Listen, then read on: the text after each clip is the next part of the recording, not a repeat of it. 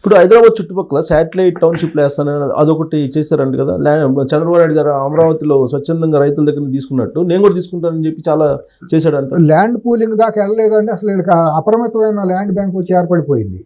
హైదరాబాద్ చుట్టుపక్కల చాలా కంపెనీలు, బెనామీ కంపెనీలును, మూతపడిపోయిన కంపెనీలు, ప్లాంటేషన్ పేరుతో పాత రోజుల్లో జనాలను మోసం చేసిన కంపెనీల పేరుతో కొన్ని వేలాది ఎకరాలు చుట్టుపక్కల ఉండిపోయినాయండి. అవన్నీ కూడా వీళ్ళు ఆక్రమించేస్తారు. వీళ్ళ బెనామీల పేర్లతో బెదిరించేసి అటన్నిటికీ పట్టాలు మార్పిచ్చేసేసుకున్నారండి. తర్వాత మీరు కోకాపేట, నార్సింగ్ ఇటువంటి కోర్ ఏరియాలో, ఐటీ సెక్టార్ ఉండే ఏరియాల్లో ఏమాత్రం కూడా డ్రైనేజ్ వ్యవస్థ లేకపోతే ట్రాఫిక్ వ్యవస్థను కనీసం దృష్టిలో పెట్టుకోకుండా ఇష్టానుసారం హై రైజ్ పర్మిషన్లు ఇచ్చారండి. అక్కడ ఇవ్వడానికి అవసరం లేదండి. అసలు ఇవాళ ఉన్న పరిస్థితుల్లో మీకు చిన్నపాటి వర్షం వస్తేనే మొత్తం అదంతా కొలాప్స్ అయిపోతుంది. కార్లు అన్నీ కొట్టుకుపోవటం, అసలు బయటికి రాలేని పరిస్థితి ఉందండి. ఈ 10 సంవత్సరాలు కావాలని ఉద్దేశపూర్వకంగానే అక్రమంగా బిల్డింగులన్నిటికీ, చెరువులు పూర్తి చేసుకున్నట్టుకి అన్నిటికీ కూడా విచ్చలవిడిదారంగా విశృంఖలంగా బిల్డింగులు పర్మిషన్లు ఇచ్చేసారు, లేఅవుట్లు ఇచ్చేసారు. మీ పటాన్ చెరువు, ఈ కోకట్పల్లి, మియాపూరు, ఈ ప్రాంతాలు మొత్తం అన్ని మేడ్చల్లు, అన్ని ప్రాంతాల్లో చుట్టుపక్కల ఎక్కడ చూసినా సరే చెరువుల్లోనే కట్టేసారు.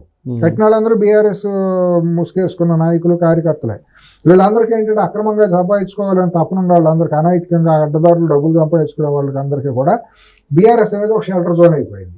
వాళ్ళు పార్టీని, బలహీనమైన పార్టీ, పునాదులు లేని పార్టీని బలపెట్టుకోవడానికి అసాంఘిక శక్తులు అన్నింటినీ తీసుకొచ్చి అదొక లంపెన్ గ్యాంగుల ముఠాగా ఆ పార్టీని తయారు చేశారు. మీరు చెప్పిన దాని ప్రకారం అన్ని రంగాలను క్యాప్చర్ చేసుకుంటూ పూర్తిగా ఐటీ రంగాన్ని కూడా క్యాప్చర్ చేసినట్టు అది కూడా వస్తా. ఐటీ రంగంలో ఈ కుటుంబంలో ఒక వ్యక్తి తీసుకున్నాడు. బిల్డింగ్లు ఒక వ్యక్తి తీసుకుంటే, సారా ఒకళ్ళు తీసుకుంటే, ఒక వ్యక్తి ఏం చేశాడంటే, ఇప్పుడు మీరు ఏమైనా ఐటీ కంపెనీలో పెట్టాలనుకోండి, ఒక బిల్డింగ్ మీరు లీజుకి తీసుకోవాలి. మీరు బయట నుంచి వచ్చారు, మీ సొంత బిల్డింగ్ కావాలి. సొంత బిల్డింగ్ అయితేనేమో బామ్మర్దికి షేర్ ఇవ్వాలి, పర్మిషన్ కావాలంటే. అది తీసుకోవాలంటే బావకు షేర్ ఇవ్వాలి. 6 నెలల రెంటు రౌడీ మామూలుగా ఇచ్చేయాలి. నెలకు 1 కోటి రూపాయలు రెంట్ అనుకోండి, ఈజీ కోటి ఉంటుంది కదా. 6 కోట్ల రూపాయలు అక్కడ డిపాజిట్ చేస్తేనే సబ్ రిజిస్టర్ ఆఫీస్లో అగ్రిమెంట్ రిజిస్టర్ అవుతుంది. ఇదొక ఇది. ఇక ఈ రకంగా మీరు ఒకటి అది ఇది అని కాదు, పంచిపోతాలన్నింటినీ కబందాస్తాలు. కార్పొరేట్ కంపెనీల్లో కూడా వాటా ఉందంటారా ఐటీలో? ఐటీలో కార్పొరేట్ కంపెనీలు అంటే ఇప్పుడు ఈ క్యాటరింగ్ ఉంది కదా, క్యాంటీన్లో భోజనాలు అవి పెట్టేది, అది మొత్తం వాళ్ళ చేతిలోకి వెళ్ళిపోయింది. అప్పుడు మహబూబ్ నగర్ చెందిన ఒక వ్యక్తి దుబాయ్ నుంచి వచ్చి ఇక్కడ హోటల్ పెట్టుకుంటే రోడ్ నెంబర్ 36లో, అది వీళ్ళ సెటిల్మెంట్లకు అడ్డాగా మారింది. అక్కడ కూర్చుని సెటిల్మెంట్లు జరిగాయి. వాళ్ళు కొన్ని ఐటీ కంపెనీలకి ఫుడ్, అదంతా ఇన్ఫోసిస్ లేకపోతే ఇటువంటి కంపెనీలకి ఫుడ్ మధ్యాహ్నం క్యాంటీన్లన్నీ కాంట్రాక్ట్ ఉండేది. దాన్ని మొత్తం ఈ నిదానంగా చేరిపోయి మొత్తానికి చేసేసి ఆ క్యాటరింగ్, ప్రధానమైన కార్పొరేట్ కంపెనీల్లో క్యాటరింగ్ అది చాలా పెద్ద బిజినెస్, కొన్ని 100 కోట్ల రూపాయలు. సో టీ హబ్ అనేది ఒకటి కట్టాము, అది చెప్తున్నారు, దాంట్లో కూడా అదేనా? అది టీ హబ్ కూడా తన బెనామీలు కొంతమంది సోషల్ మీడియా ఇన్ఛార్జీలుగా ఉండాళ్ళు, వీళ్ళందరినీ పెట్టి వాళ్ళ ద్వారా అది ఒకటి జరిగిపోయింది. ఏదైనా విదేశీ కంపెనీల నుంచి ఇక్కడికి వచ్చి పెట్టుబడి పెట్టాలి లేదా కంపెనీ పెట్టాలని అంటే, మీరు లండన్లోనో అమెరికాలో నుండి నేను వచ్చి పెడతాను, నాకు మంచి ప్రాజెక్టు ఉంది, స్టార్టప్ ఉంది, నాకు 10 ఎకరాలు కావాలంటే నీకు 100 ఎకరాలు 50 ఎకరాలు ఇస్తాం. 10 ఎకరాలు నీ పేరు పెట్టుకుని 40 ఎకరాలు మేము చెప్పినట్టు మా పేరుతో ట్రాన్స్ఫర్ చేయి, మీకు ఈ రేటుతో మీ పేరుతో ఇచ్చేస్తాం, నీ ఆ పేరు నుంచి మా పేరుకు ట్రాన్స్ఫర్ చేయి. ఈ రకమైన ఇది. లేదంటే ఇతర కంపెనీలు వచ్చినప్పుడు మాకు ఎంత ఇస్తారని చెప్పడం, మీకు కావాల్సిన ల్యాండ్ ఇస్తాం. అందుకు వాళ్ళు కూడా అవసరం కాదు. ఇక్కడ మ్యాన్ పవర్ సబ్స్టాన్షియల్గా చాలా బలంగా ఉంది కాబట్టి బెంగళూరుతో పోలిస్తేనేమో ఇక్కడ కొద్దిగా అన్ని విధాలు బాగుంది, అక్కడేమో కంజెస్ట్ అయిపోయింది. కాబట్టి ఇక్కడ కొంతమంది రావడానికి ఇంట్రెస్ట్ చూపించారు. అప్పుడు దాకా చంద్రబాబు దుర్మార్గుడు, చంద్రబాబు మా హైదరాబాద్ నాశనం చేశాడు, తెలంగాణ నాశనం చేసిన అన్నాడల్లా, ఇక్కడ హైదరాబాద్లో మళ్ళీ ఐటీ కంపెనీలు రావాలని చంద్రబాబు దేవుడని పోవడాల్సిన మళ్ళీ పోగొట్టాం అదే స్టేజ్ మీద. ఇప్పుడు అదే ఇప్పుడు టీకాలు తయారు చేసే కంపెనీల్లో డబ్బులు దోసుకోవాలంటే చంద్రబాబు పెట్టమూలని ఇది వచ్చిందని చెప్పి వాళ్ళ దగ్గర నుంచి ఇది ఒకటి కాదండి, ఒక విధ్వంసం కాదు. ఆ రకంగా మొత్తాన్ని వాళ్ళ నిజాం నవాబ్ కూడా చేయలేనంత దారుణమైన విధ్వంసాన్ని. ట్రాన్స్పోర్ట్ కూడా వాళ్ళే క్యాప్చర్ చేశారంటారు. ట్రాన్స్పోర్ట్ ఏముందిలేండి, ఇప్పుడు మెట్రో ఉంది, మెట్రోని రాజశేఖర రెడ్డి మొదలెట్టినప్పుడు మాకు చారిత్రక సంపదలను, చార్మినార్కి పునాదులు కదిలిపోతాయి, అసెంబ్లీ పునాదులు కదిలిపోతాయి, ఆ వైబ్రేషన్కి అన్ని కదిలిపోతాయి. బేగం బజార్లో ధర్నా చేసింది కదా, 5 years పాటు మళ్ళీ రాగానే వాళ్ళ దగ్గర నుంచి ముడుపులు తీసుకుంది, మళ్ళీ ఎక్కడ గప్చిప్ అయిపోయారు. మళ్ళీ వాళ్ళు అనుకున్న పాత రూట్లోనే మెట్రో వెళ్ళిపోయింది.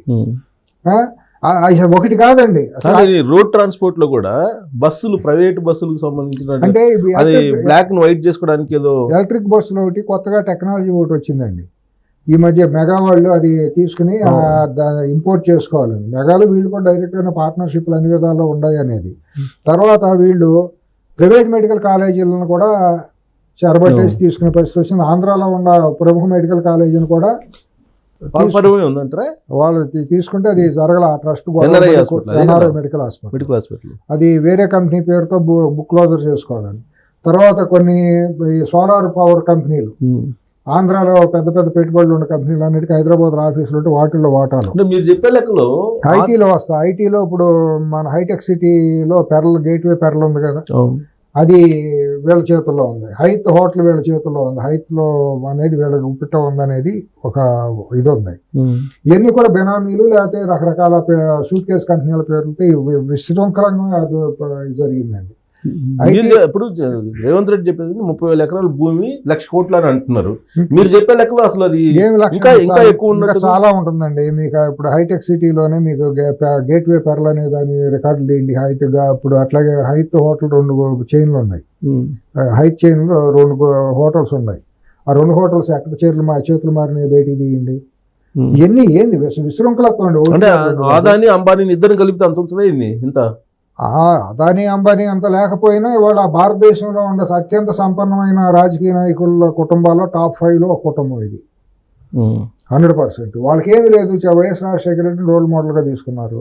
5 ఏళ్లలో ఎట్టా చేయొచ్చో కుటుంబం నేర్పింది. దాని అడుగుజాడలో నడిచారు వీళ్ళు. ఇంకా దాన్ని 10 రెట్లు చేసుకున్నారు. ఓ పెద్ద కామధేనువు లాంటి హైదరాబాద్ నగరం వాళ్ళ గుప్పిట్లో ఉంది. భయపెట్టి జనాలను నోరెత్తేయకుండా మీడియాను టోటల్గా కంట్రోల్ చేసి కొనేసుకున్నారు సంస్థలన్నింటినీ.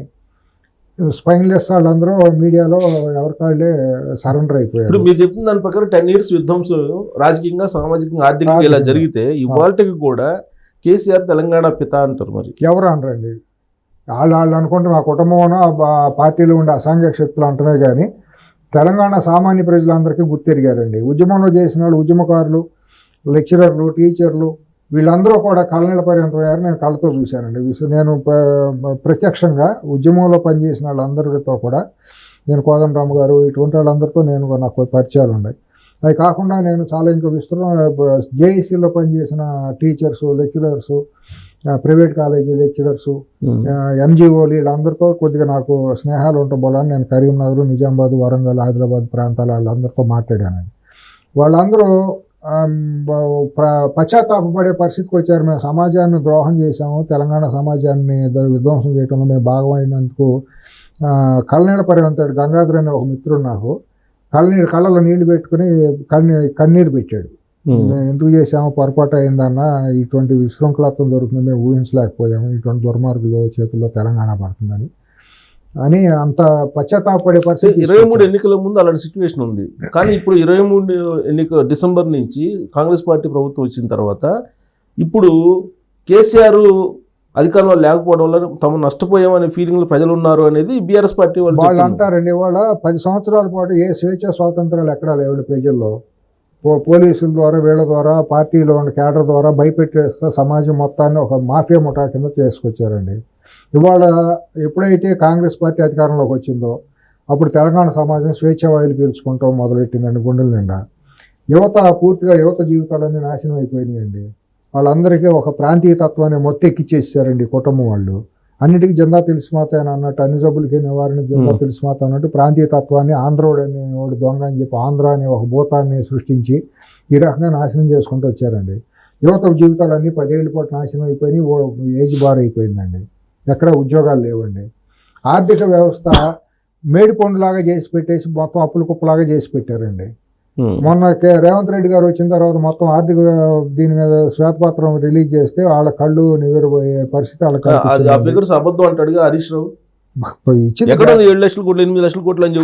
శ్వేతపత్రం అది అధికార పత్రం కదా. నీ ఇంగిత జ్ఞానం ఉంటే రా, నువ్వు నోరేసుకు పట్టడం కాదు, వెయ్యారు మాటలు మాట్లాడటం కాదు. నోరుంది కదా అని చెప్పి మాయ మాటలు మించినాడు మేనల్లుడు. కాబట్టి అసాంఘికంగా అదొక అసాంఘిక శక్తి ఏముంది, పిలుపుడిదే తెలుగు ఏమైనా చేసింది అన్నట్టు ఆ నోరు ముందు ఎవరో నోరు ఎత్తేవాళ్ళు లేక ఇక్కడ కిరాయి మీడియా అమ్ముడుపోవటం మూలాన వాయిస్ అనేది ప్రజాహితం కోసం ప్రజల కోసం మాట్లాడేవాళ్ళు కోదండరామ్ గారు లాంటి వాళ్ళు కూడా ఏమీ చేయలేని పరిస్థితిలోకి వెళ్ళిపోయారు. నిస్వార్థ గద్దర్ గారు లాంటి వాళ్ళు కూడా ఏమీ మాట్లాడలేని పరిస్థితి. ఆయన కూడా ఇంట్లో నుంచి లాక్కొచ్చారు కదా. ప్రజాకాలంగా ఉన్నటువంటి గద్దర్ గారికి కూడా అవమానం జరిగింది కదా. పోలీసులు వెళ్ళి తలుపులు బాలగొట్టారు కదా కోదండరామ్ గారి ఇంటి మీద పడి. ఎందుకంటే దుర్మార్గం ఉంది. కోదండరామ్ అనే వ్యక్తి లేకపోతే ఉద్యమం ఉందా? మరి జయశంకర్ గారికి జరిగిన అవమానాలు తెలంగాణ ప్రజలకు తెలియదా ఏ రకంగా అవమానం జరిగింది అనేది? ఇవన్నీ తెలియదేం కాదు. మళ్ళీ నువ్వు నమ్మిన స్వాములు ఎవరిద్దరో, నువ్వు పూజలు చేయించే స్వాములు ఎవరు? ఆంధ్ర స్వాములేగా, అవి కూడా ఆంధ్ర వాళ్ళే. జిఆర్ స్వామి స్వరూపానందలో. మరి ఎన్ని పెట్టుకుని ఇంకా నువ్వు అస్తిత్వం, తెలంగాణ అస్తిత్వం ఎక్కడ? నువ్వు దోసుకుంది నీ బెనామీలు, నీ పార్కింగ్ లాట్లు అన్నీ కూడా ఆంధ్ర వాళ్ళయ్యే. నువ్వు నీకు చార్టెడ్ అకౌంటెంట్ బుచ్చిబాబు ఎక్కడాడు? లిక్కర్ కుంభకోణంలో కవిత కేసులో బుచ్చిబాబుని అరెస్ట్ చేస్తే బుచ్చిబాబు ఎక్కడాడు? కానీ ఇవన్నీ వాస్తవాలు. ఇవాళ కూడా తెలంగాణ సమాజం మా కేసీఆర్, మా తెలంగాణ అనుకునే వాళ్ళు ఉంటారంటే 20% ఉంటారు. ఇంజెక్ట్ ఎక్కిన వాళ్ళు, బాగా ఇంజెక్ట్ అయిపోయిన వాళ్ళు, అమాయకులు, తెలియని వాళ్ళు ఆ మాత్రం ఉంటారండి. తెలిసిన వాళ్ళు విఘ్నులు, అవకాశం లేక మాట్లాడితే ఏమైపోతుందో మనకి ఎందుకు లేని పెన్షన్లు రావు, లేకపోతే ఏదన్నా ధరణిలో మన పేరు ఎక్కదు, దేవుని రికార్డులో మన రికార్డులు ట్యాంపర్ చేస్తారు, మనం ఎందుకులే చిన్నపాటి బతుకులు, మన నోరెత్తొద్దులని భయభ్రాంతులకు గురైపోయి స్వేచ్ఛ కోల్పోయి స్వాతంత్రం కోల్పోయిన వాళ్ళు 80% నుండి ఏం మాట్లాడలేకుండా ఉన్నారు. ఇదేంటనేది మనం చూపించారు కదా మెజారిటీల్లో. కాంగ్రెస్ పార్టీకి డబ్బు ఏమైనా ఉందండి? ఎలక్షన్ చేసే డబ్బు ఏమన్నా ఎక్కడ ఉందా? దేశంలో లేదా రాష్ట్రం నుంచి ఎక్కడ డబ్బులు వచ్చే అవకాశం ఉందా? ఏ డబ్బు ఇస్తే లక్ష మెజారిటీ ఇచ్చారండి రూరల్ ఏరియాస్లో. ఆ మెజారిటీలు చూస్తే కళ్ళు చేతిరే మెజారిటీలు కాదు. కానీ ఇప్పుడు మీరు చెప్పిన దాని ప్రకారం విధ్వంసం బాగా భారీ స్థాయిలో జరిగింది. ఒక్క పైసా కూడా ముట్టలేదు. అందుకే నేను ఆత్మవిశ్వాసంతో చెప్తున్నాను, ఇంటర్కి కూడా వేయలేడు రేవంత్ రెడ్డి అంటాడు. అసలు ఆ భాషలోనే అతను దిగజాడుతాను ఉంది. వెంట్రుకు వేయకటం అది ఇది అని మాట్లాడు. ఒక ముఖ్యమంత్రికి ఇచ్చే గౌరవం కూడా లేకపోతే ఆ సంస్కారం ఏంటో తెలియదు. అమెరికా నుంచి వెళ్ళాను, అమెరికా వెళ్ళినడల్లా గొప్పవాడేం కాదులేండి, కానీ అమెరికా వెళ్ళటం అన్నీ వెళ్తాయి. దానికే ఉంది. మా ఊరు నుంచి 10 మంది ఆడవాళ్ళు వెళ్ళారు ఆయాలుగా అక్కడికి. ఏముంది అమెరికా వెళ్ళటం? అమెరికా వెళ్ళినట్టు గొప్ప ఏంటి సింగనాథం? అవన్నీ దుబాయ్ వెళ్ళినల్లో ఏముంది? బతుకు తిరుగుతూ వెళ్తూ ఉంటారు. అవన్నీ కాదు, కానీ అతని సంస్కారం, వాళ్ళ కుటుంబ సంస్కారం వాళ్ళ భాషలోనే తెలిసిపోతుందండి. వాళ్ళు మాట్లాడిన భాష ఏంటి, ఎంతంత లంగాలు లఫంగులు అనే భాష, అసాంఘికమైన భాష. కేసీఆర్ ముఖ్యమంత్రిగా మాట్లాడిన భాష చరిత్ర మర్చిపోతుందా? ముఖ్యమంత్రి హోదాకు తగునది అసలు. వయసుకు కానీ గౌరవానికి పెత అంటే అదే ఆ భాష మాట్లాడేది. తెలంగాణ పేత అంటే అటు బూతులు మాట్లాడేవాడిని తెలంగాణ పేత అని తెలంగాణ సమాజం ఒప్పుకుంటుందా? అదే మా భాష ఇట్టాగే ఉంటుందని దాన్ని కవర్ చేసుకుంటాం.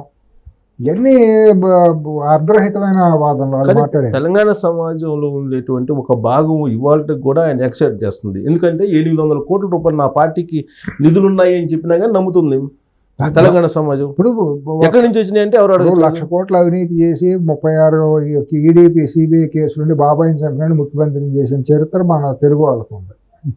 అంత పోల్చుకుంటే ఇది పెద్ద విషయం అదే ఉంది. ఇదే ఒకటే, రెండో ఒకటే, ఇదే జాతి అంతా ఒకటే, తెలుగు జాతి అంతా ఒకటే కదా. కొన్ని ప్రాంతాల పేరుతో రాష్ట్రం 2 రాష్ట్రాలు విడిపోయినా మనస్తత్వం అంతా ఒకటిగానే ఉంటుంది కదా ఓవరాల్గా చూసుకుంటే. కాబట్టి అది పెద్ద సమస్య ఏం కాదు. 800 కోట్లు ఉంది ఢిల్లీలో. మరి ఎవరికి ఏ పార్టీకి ఏమన్నంత స్థలం బీజేపీ వాళ్ళు బీఆర్ఎస్కి ఎందుకు ఇచ్చారండి?